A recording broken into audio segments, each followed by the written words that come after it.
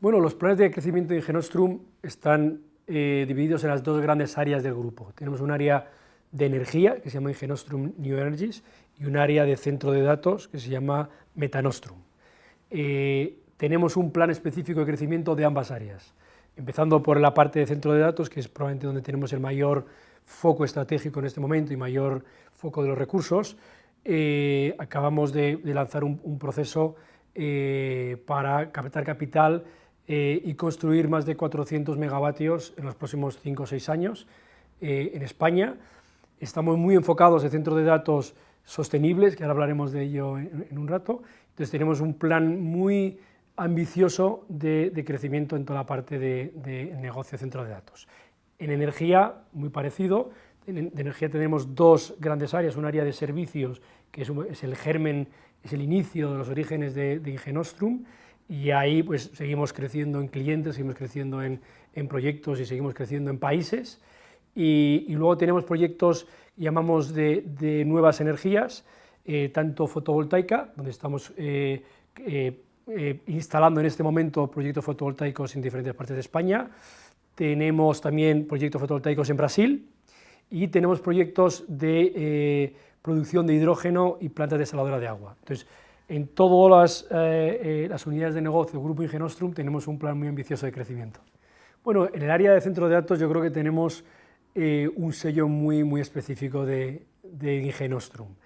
Ingenostrum ha iniciado su actividad en centro de datos hace 5 o 6 años, pero nació con un ADN de energías renovables, de eficiencia, de sostenibilidad, porque venía de más de 10 años desarrollando cientos de megavatios en diferentes países de energía renovable. Entonces hemos nacido con ese ADN, todo lo que hacemos alrededor de la infraestructura digital tiene esa impronta, y además hemos añadido una tercera visión, un tercer eje muy nuestro, y es apostar por aquellas regiones no tan pobladas de centros de datos, digamos, o no tan con tanta concentración de centros de datos o más tan habituales como Madrid, Barcelona, sino hemos apostado por descentralizar los centros de datos a regiones como Extremadura o como Galicia o como el País Vasco.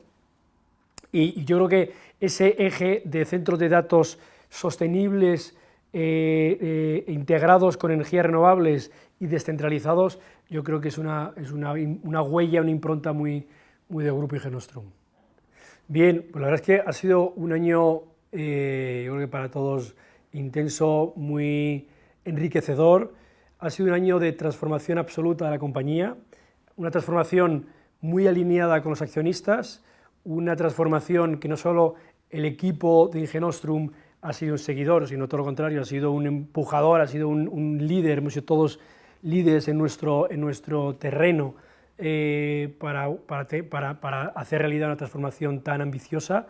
Hemos cambiado la estrategia, nos hemos metido en una industria mucho más de lleno, que es el mundo de los centros de datos. Hemos crecido en el área de ingeniería, estamos profundizando las áreas de hidrógeno y plantas desaladoras. Al final estamos cambiando la organización, estamos cambiando el equipo, hemos traído personas nuevas.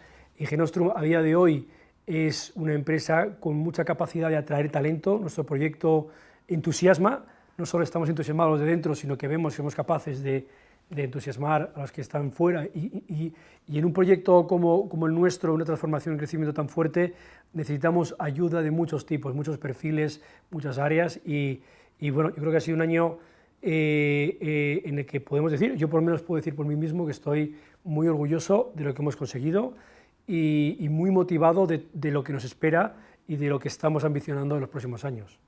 Sí, la proyección internacional es algo que está dentro de esta compañía. Esta compañía, en Ingenostrum, tiene, a día de hoy, yo creo que hay más de 1 gigavatio de potencia renovable instalada en más de 10 países, gestionado por esta compañía desde hace más de 15 años. Esos son como 1.000 millones de euros de proyectos que están a día de hoy funcionando, que han sido desarrollados por esta compañía. Por otro lado, mi experiencia profesional, los últimos 20 años, ha sido siempre con un enfoque muy internacional, y entonces esa unión tiene una tendencia al desarrollo internacional muy fuerte. Lo que hemos decidido en el Consejo de Administración es, en este primer periodo, enfocar esta transformación sobre todo en España, donde creemos que hay un enorme potencial en todas las energías y además en el crecimiento de la infraestructura digital. Hay mucho por hacer y creemos que es donde tenemos que estar más enfocados este inicio de la nueva fase de Ingenostrum. Aparte, también tenemos una apuesta muy fuerte con Brasil y aparte pues estamos haciendo algunos desarrollos adicionales en otras regiones que no puedo comentar en este momento, pero sin duda que va a ser una inclinación natural de esta compañía. Eventos como el que ha ocurrido, ¿se pueden afectar? Sin duda pueden afectar, ¿vale? Una infraestructura digital de esta importancia, de esta sofisticación tecnológica y sobre todo de este volumen de capital, los centros de datos, para que te hagas una idea, tienen una intensidad en capital en torno a 40 veces la necesidad de capital de una fotovoltaica. Es decir, es una de las industrias más intensivas en capital que existen a día de hoy. Entonces, para que un inversor internacional, un inversor nacional, tome la decisión de un calibre, de una sofisticación de inversión como un centro de datos en España, se tienen que dar muchas características. Y sobre todo lo que tienen que ver es una estabilidad regulatoria, estabilidad eléctrica, estabilidad en cuanto a suministro de agua, de fibra, de talento, es decir, se tienen que dar muchas características que se tienen que cumplir para que se decida un inversor internacional en invertir en España y no hacerlo en Italia o en Francia o en Virginia o en Texas, ¿vale? Evidentemente cualquier elemento que afecte a esa credibilidad como España como acogedor de inversiones, pues es negativa. Pero al final estamos hablando de credibilidad y yo soy absolutamente creyente de que lo que ha ocurrido recientemente con el apagón no hace más que fortalecer la red eléctrica más sólida de Europa. La red eléctrica de España fue categorizada en un informe hace poquísimo como la red más sólida de Europa y no hay duda de que lo es, no hay duda para nadie en Europa de que lo es. Es decir, que tengamos una penetración mayor de renovables la hace más atractiva todavía para el crecimiento de una industria como los centros de datos, también la hace más sensible en su operación, y un error o un evento o una crisis como esta lo que hace es fortalecer aún más el sistema. El sistema aprende y el sistema hoy, eléctrico español, es más fuerte que hace 2 meses. Y sinceramente, ese es el mensaje que hay que comunicar, porque en verdad esa es la única realidad técnica. El sistema eléctrico español, que era el más sólido de toda Europa, a día de hoy es más sólido que lo era hace 2 semanas. Entonces, lo que hay que saber transmitir es que esa credibilidad que tenía no hay que perderla, hay que reforzarla. Y lo mismo os digo con la fibra. España tiene la mayor penetración de fibra de Europa. España tenemos una penetración de fibra por encima del 85%, Alemania está por debajo del 10%. España tiene esa fibra, no es una fibra en isla, tenemos 25 interconexiones submarinas alrededor de España, que hace España que sea un centro de interconexión internacional con Estados Unidos, con Sudamérica sobre todo, con África, es decir, estamos en un lugar estratégico en cuanto a conexión, estamos en un lugar estratégico en cuanto a fortaleza de la red eléctrica, regiones como Extremadura son las mayores reservas de agua que hay en toda Europa, que la gente no lo sabe y lo es, y tenemos suelo, es decir, cumplimos todo lo que necesita cumplir una región para absorber el crecimiento de la escala digital que necesita este sector y que no se lo puede ofrecer Londres ni se lo puede ofrecer. Entonces, en respuesta, sí, la credibilidad se puede perder, pero si realmente contamos lo que está ocurriendo y lo que es, se debería ganar. Cuando los conflictos son técnicos, creo que es un enriquecimiento. Es decir, un conflicto técnico se soluciona con una innovación tecnológica o técnica, es decir, el mundo de la energía es la red eléctrica es un elemento más complejo y sofisticado que otro tipo de redes, porque necesita una casación instantánea, ¿no? entre demanda y oferta, y instantánea no a nivel país, sino incluso a nivel región, ¿no? Entonces, digamos, es un proceso sofisticado que necesita de complementariedad, necesita de todos los tipos de energías para asegurar calidad de suministro y seguridad de suministro, y además mantener pues, la menor contaminación posible, la mayor sostenibilidad, y al final esto no deja de ser una complementariedad entre muchas tecnologías. Es decir, ese conflicto tecnológico, esa disputa, ese aprendizaje, esa mejora continua es realmente lo que tiene que ser. Las discusiones, si son partidistas, si son políticas, si son subjetivas, yo sí que creo que deteriora la realidad. Entonces, yo animo en todo lo posible a que esas discusiones sean lo más técnicas posible. Nosotros apostamos por la complementariedad. Las renovables, obviamente, tienen que complementarse para asegurar el suministro de electricidad. Cuanto más renovables, lo que se hace más evidente es la adopción de más baterías. Cuanto más energía intermitente tienes en el sistema, pues más necesidad de almacenaje tienes en el sistema.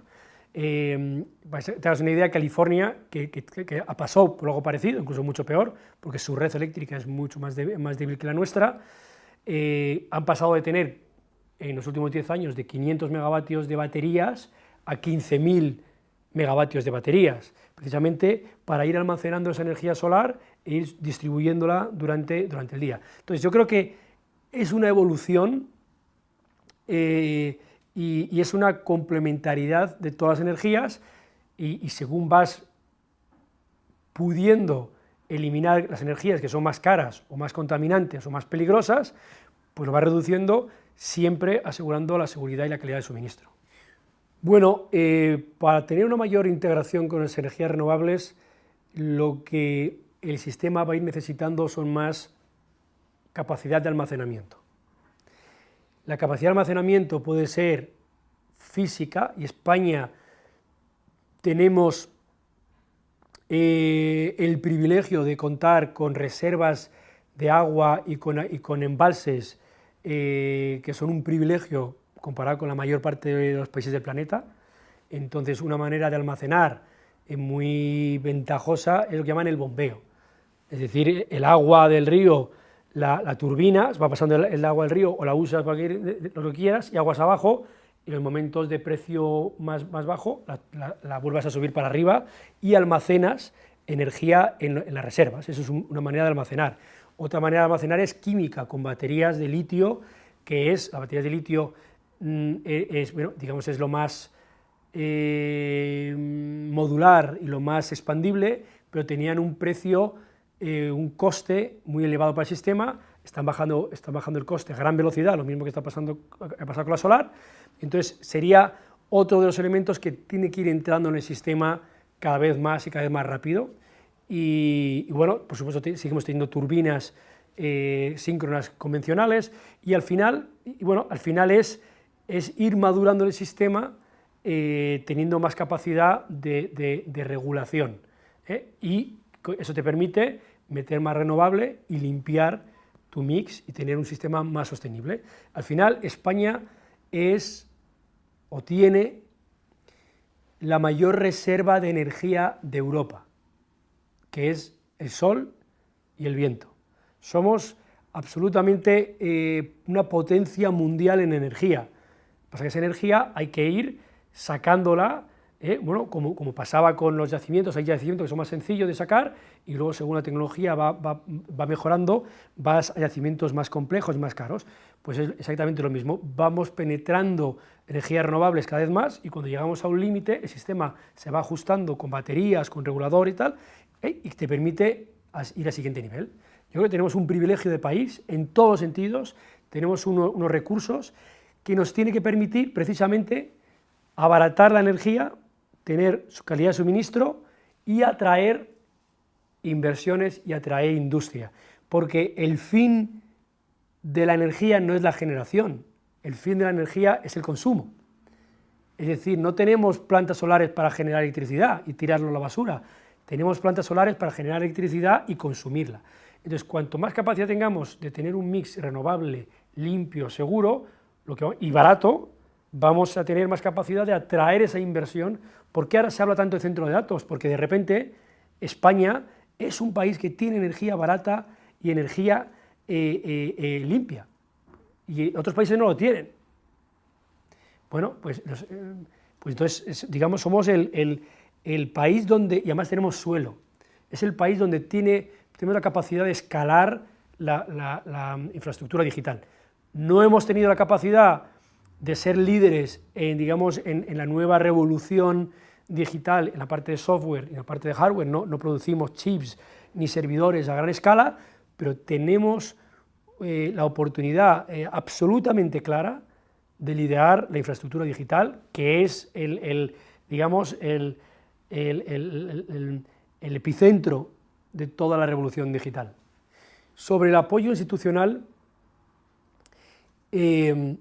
como te he comentado antes, para que España se posicione como un líder de una infraestructura tan compleja, sofisticada y cara como la digital, como los centros de datos, se tienen que dar todos los requerimientos, las necesidades a la vez. Tenemos que cumplir todos los requisitos de los inversores, y los inversores lo que necesitan ver es un apoyo institucional. Es decir, que la red eléctrica se va a reforzar, que las licencias van a estar a tiempo cuando van a estar, que no va a haber cambios de reglas de juego, que la fiscalidad es predecible, que digamos que todo el ecosistema técnico, regulatorio, administrativo que rodea a esa inversión es previsible y estable. Entonces, nuestra impresión por parte de Genostrum es que sí que hay un interés verdadero de las instituciones de atraer ese tipo de inversiones. Sobre todo estamos viendo ese interés, yo diría más incluso ilusión y apoyo en administraciones y gobiernos regionales, por ejemplo en Extremadura. Estamos viendo una clarísima visión de apoyo a atraer inversiones de este tipo, porque una inversión de este tipo tan tecnológica lo que atrae es una red de nuevas empresas, un ecosistema de nuevas empresas de infraestructura, de digital, de mantenimiento, de consultoría, de instalaciones, y al final lo que consigues es retener el talento que se te está yendo a otras ciudades, porque el talento está, porque las universidades están en regiones como Extremadura, como Galicia o como otras regiones en España. Lo que pasa es que a veces el talento se va porque no hay ese desarrollo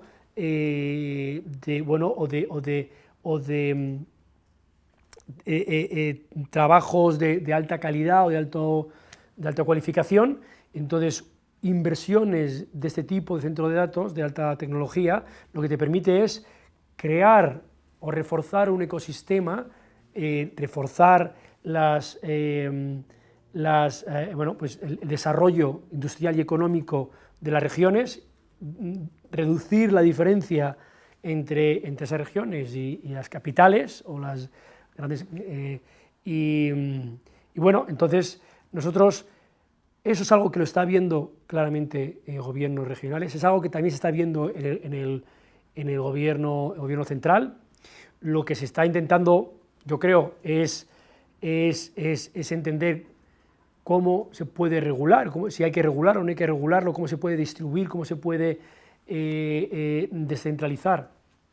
Aquí hay un elemento interesante, y es que la inteligencia artificial ha traído una nueva necesidad o una nueva tipología o necesidad de centro de datos. El mundo de las telecomunicaciones se desarrolló en los primeros años pensando en la conectividad, en la transmisión de datos. Luego ya pasó un periodo que a esa conectividad se le sumó todo el almacenamiento, es decir, el trabajo en la nube, es decir, no solo tienes que ir más rápido, sino que además tienes que acumularlo y acumularlo en áreas más concentradas, no en tu ordenador o en tu teléfono. Y a esa fase ahora entramos en una tercera fase que, aparte de acelerar la conectividad y multiplicar el almacenamiento, lo que estamos multiplicando es la necesidad de computación, es decir, la densidad de computación.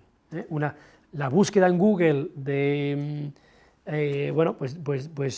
de quién es Inge Nostrum, pues tiene una necesidad de computación.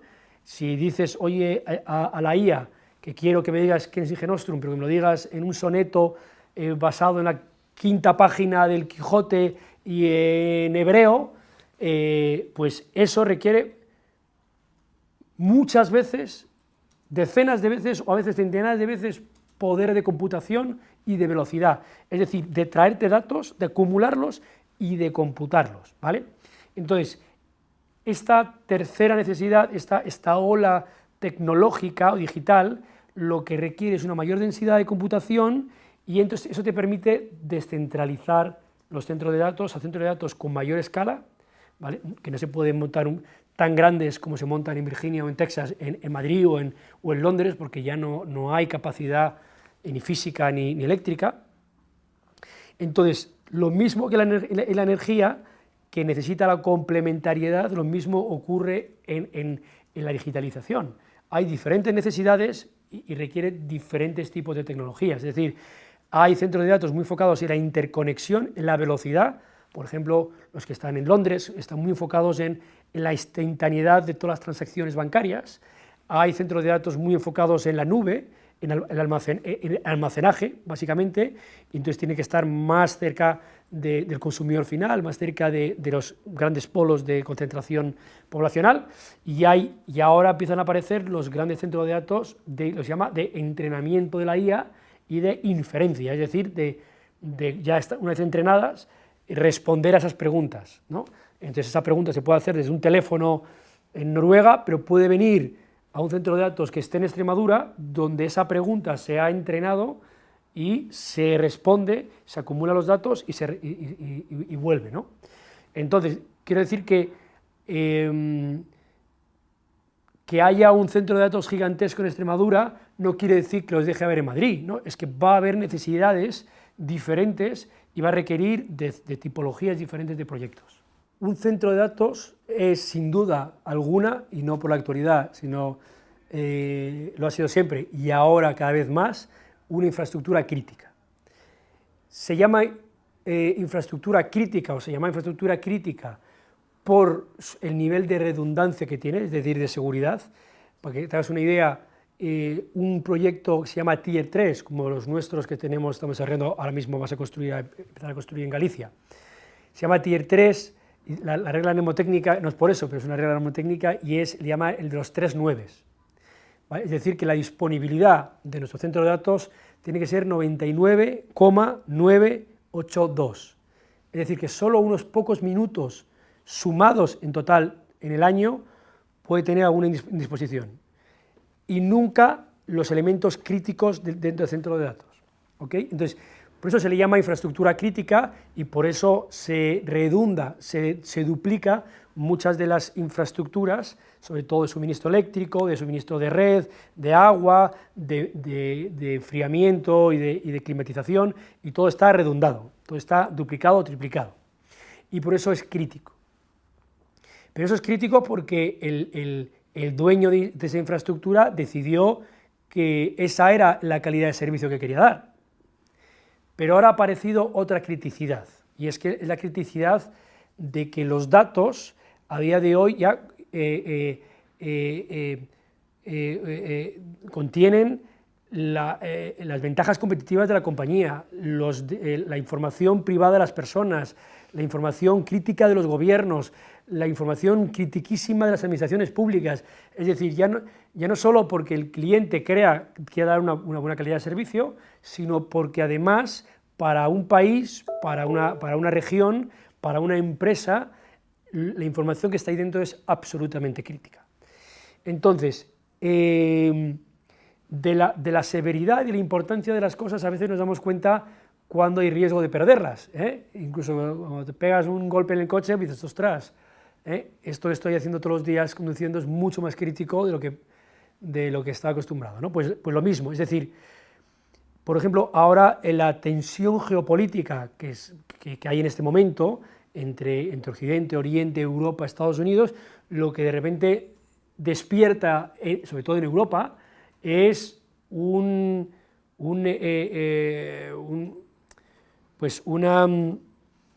reconocimiento de que esos datos críticos para su región tienen que estar en su región, se tienen que controlar. Ya no solo los datos, sino la computación, las IAs que van a ser, y que cada vez más, y que lo serán sí o sí, ventaja competitiva de cada una de las compañías que estamos en Europa, y eso es crítico. Entonces, la protección del dato, Europa junto con Estados Unidos, pero Europa es puntera en todos los elementos de protección de datos privados. Eso sí que ha habido un despertar clarísimo y es un tema muy serio ahora mismo en cualquier empresa. Y ahora se está hablando de la soberanía del dato. Se está hablando de que igual sí que me importa que todos los datos de una administración pública que estén en Texas, igual yo quiero que estén más cerca, ¿eh? Entonces, de repente, digamos que estos conflictos geopolíticos han despertado la noción, la conciencia de que los centros de datos son más críticos de lo que se pensaba por lo que hay ahí dentro, ¿vale? Entonces, bueno, eso por un lado. Por otro lado, evidentemente los gobiernos centrales son muy conscientes hace mucho que la ciberseguridad es un elemento absolutamente de defensa nacional y de seguridad nacional, en todos los sentidos, empresarial y nacional. Bueno, entonces, un objetivo de ataque de los ciberataques pues son los servidores que están en un centro de datos, con lo cual no sabría decirte hasta qué punto de ese 2% debería haber o habrá partidas para la protección o la defensa del centro de datos, pero que está dentro de la agenda de todos los gobiernos la protección y la soberanía del dato, eso no hay duda, y que el dato está en un centro de datos, no hay duda ninguna, con lo cual, sin duda que va a estar cada vez más en la agenda de seguridad de los países. Bueno, yo creo que todavía es un poco pronto, esas discusiones van a caer por su propio peso y bueno, pues yo creo que todo está tan al dente, ¿no? tan reciente, que bueno, tiene que ir bajando en los escalones de prioridad, ¿no? Pero, por ejemplo, para hacer una similitud entre la red eléctrica y la red de conectividad y de datos, pues el sistema eléctrico ibérico era uno, se unificó España y Portugal. Desde que hubo el apagón, pues Portugal temporalmente se ha aislado y ya se volverá a conectar, ¿no? Entonces, esa flexibilidad es importante. Esa flexibilidad, mañana ocurre un evento, cuando hay un evento de ciberataque internacional, lo primero que se hace es cortar las conexiones para no contaminar otras zonas, ¿no? Es decir, que Europa, que España, que incluso cada región pueda tener siempre, aunque tengas la interconectividad, es absolutamente crítica y hay que fomentarla sin lugar a duda, tener siempre la capacidad de aislamiento temporal para protegerte de algún tipo de amenaza, eso es algo que es absolutamente del día a día. Entonces, no tengo dudas de que eso está dentro de la agenda y dentro de ese presupuesto que se acaba de aprobar, pues seguro que tiene que reforzarse, ¿no? Bueno, más que decir que es importante que no aglutinen, hay dos elementos. Uno, que ya no hay capacidad en las grandes ciudades para ofrecer el crecimiento y la escala que la IA requiere para nuevos centros de datos.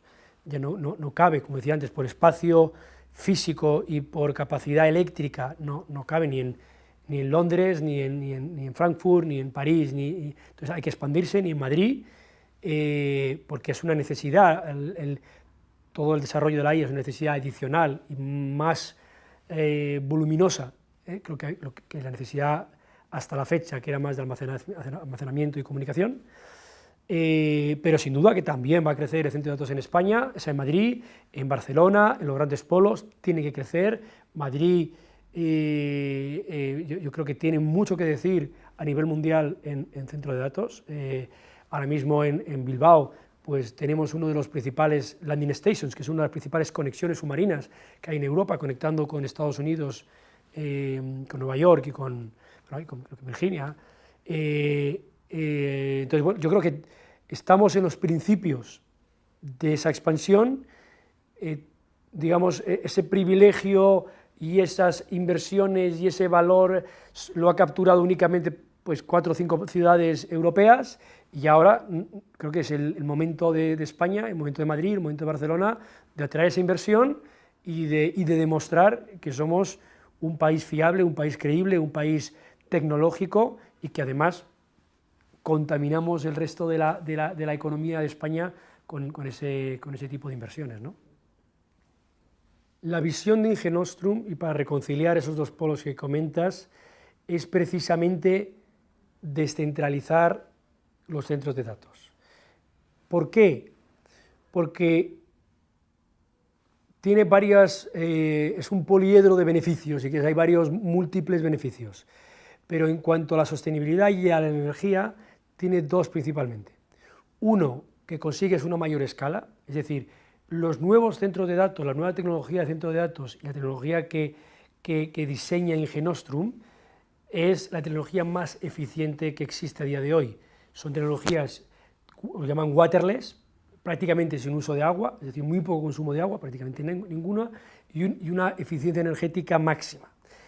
Un centro de datos a día de hoy, un centro de datos actual, que construimos, el que vamos a construir el año que viene, este año en Galicia, es mucho más eficiente que los centros de datos antiguos, lo que llaman las salas técnicas, ¿no? Pues ahí se ponían unos antiguos aires acondicionados que están, no sé, están ahí a 4 grados, casi congelados. Eso es muy ineficiente. Entonces, los nuevos centros de datos son, primero, tienen un consumo mucho menor, con lo cual, al centralizar, tienes más potencia consumiendo menos, tienes mucho menos consumo de electricidad, de agua, además de electricidad, y por otro lado, te permite llevarlos a regiones donde puedes rodearlos de energías renovables y de baterías, que es un poco el proyecto de Ingenostrum, es un poco la visión de Ingenostrum, ¿no? Es decir, rodear los centros de datos de energía renovable conectada directamente en la subestación del centro de datos, con lo cual lo que se llama el autoconsumo. Al tener autoconsumo, además, es más eficiente porque no requieres la utilización del sistema eléctrico español, es decir, requieres menos inversión en el sistema, un consumo directo de la energía y además rodeado de baterías. Eso, pues oye, también podrías ponerlo en Madrid, pero no es posible. En Madrid no puedes tener un parque eólico monstruoso porque estamos viviendo muchos madrileños aquí, ¿no? No cabemos. Pero en cambio sí que se puede en Extremadura. Extremadura es una de las regiones, por ejemplo en España, de Europa, con mayor vertido, con mayor exceso de generación renovable, que además se pierde porque no se consume. Entonces nuestra visión es llevar el consumo donde está la generación y donde puedes escalar la generación a niveles que te permiten también escalar infraestructura digital, ¿vale? Esa es un poco la visión de Ingenostrum. La carrera por el desarrollo digital es una carrera que no se puede perder. La carrera por la revolución industrial, quien la perdió se quedó atrás en el desarrollo y la prosperidad. A la IA ya le están dejando de llamar la cuarta revolución industrial, le llaman la primera revolución tecnológica, porque llega todo detrás de la robótica. Entonces, Europa se está quedando atrás, no puede ser, hay que remontar y no se va a remontar en Londres, se tiene que remontar en sitios donde se pueda hacer además sostenible. Por ejemplo, pues una Extremadura, por ejemplo, pues en Galicia, Castilla, Aragón, y ahí es donde tenemos la gran oportunidad en España. Como te decía, respecto a los resultados de la compañía, estamos en un plan estratégico de crecimiento en todas las áreas. Entonces estamos creciendo no solo los ingresos, pero sobre todo estamos creciendo las inversiones. Estamos transformando la compañía en históricamente más una empresa de servicios, una empresa de ingeniería de terceros, a una empresa intensiva en capital, o sea, un operador de infraestructura, lo que implica multiplicar las inversiones y el capital y el balance de la compañía. En un año hemos multiplicado más de por 2 el balance de la compañía y el año que viene pues vamos a superar ese múltiplo. Entonces, estamos en una empresa de crecimiento, estamos en una empresa transformándose en un operador de infraestructuras y por eso estamos ahora en un proceso de ampliación de capital, trayendo ese capital que creemos que es pues el necesario para hacer realidad los proyectos que estamos desarrollando.